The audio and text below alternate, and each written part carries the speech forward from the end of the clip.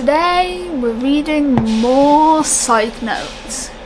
This is not all of them, this is about half, but I figured why not go through it. First lot we've got is a risk assessment. So history is high risk for suicide, current risk low, deliberate self-harm low, self-neglect medium, no adherence to treatment low, violence, aggressive or intimidating behaviour low, absconsion/escape low, inappropriate sexual behaviour low, using or supplying drugs or alcohol low, arson or accidental fire setting low, exploitation of others low, exploitation by others low, risk of harmful substance withdrawal low, physical health medium, internet and social media low, radicalisation low, other risk factors medium. Please enter other details of risk, i.e. physical illness, potential medical complications of radicalisation.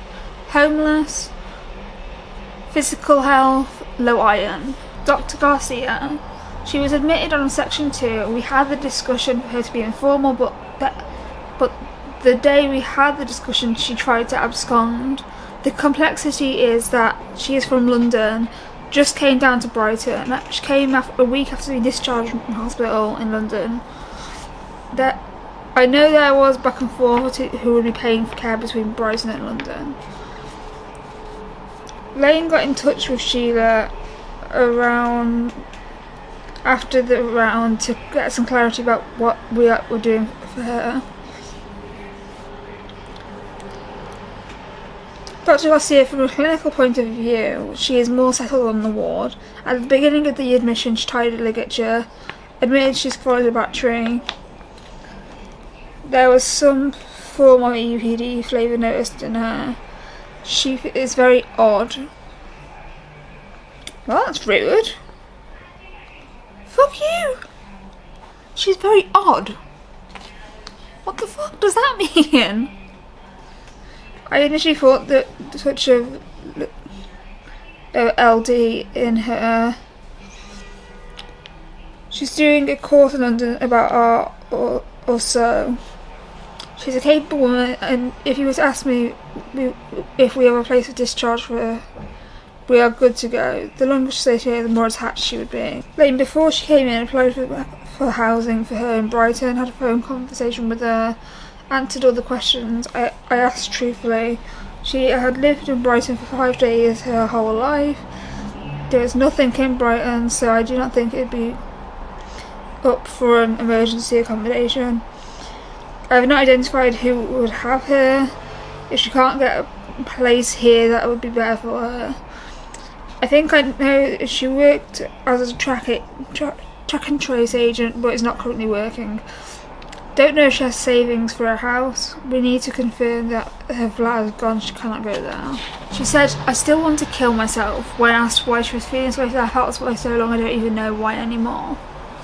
She's done therapy before, is curious to explore seeing psychologists in the community. Dr. Garcia reassured her that staff would change her room to one with a shower so she can have a bath, since she has not done that since she came. Keeping healthy, she is eating and sleeping well. Keeping safe, she feels safe in hospital, struggles with thoughts of suicide and self-harm. Contact with family and friends, advised to maintain contact with family using ward phone or her mobile. Mental state examination, appearance and behaviour, young British woman, looking unkempt, she was calm, cooperative during a review, maintained good eye contact. Speech, normal rate, normal tone and volume. Mood, euthymic. Thought form, none. Perception, hallucinations. Lydia has some disturbances and there is evidence in her behaviour at the time of interview. Cognitive function, not formally tested or assessed, orientated, but she was orientated, time, place person. Capacity, there was no capacity to consent for treatment and during information sharing. Ooh, there's a lot on here. Lydia was seen in ward review and she reported her grandparents were able to collect belongings from a previous landlord. Lydia is requested to be granted grounds leave, Section 17 leave 30 minutes 2 times a day. Lydia to have her clothes back. Lydia has not had a risk-taking behaviour in the last 14 days. Requested to have her night medication reviewed. 8th of the 6th, 2021. Seen in ward review 11:41 hours, and Lydia reported she'd lost all belongings, failing to pay monthly rentals. Lydia, 1st of the 6th, 2021. Lydia was seen in ward at 13:41 hours and spoke about the news that her landlord informed her that she was now homeless due to not being able to pay her accommodation. Lydia was asked if she may benefit from supported accommodation. Lydia agreed to the suggestion.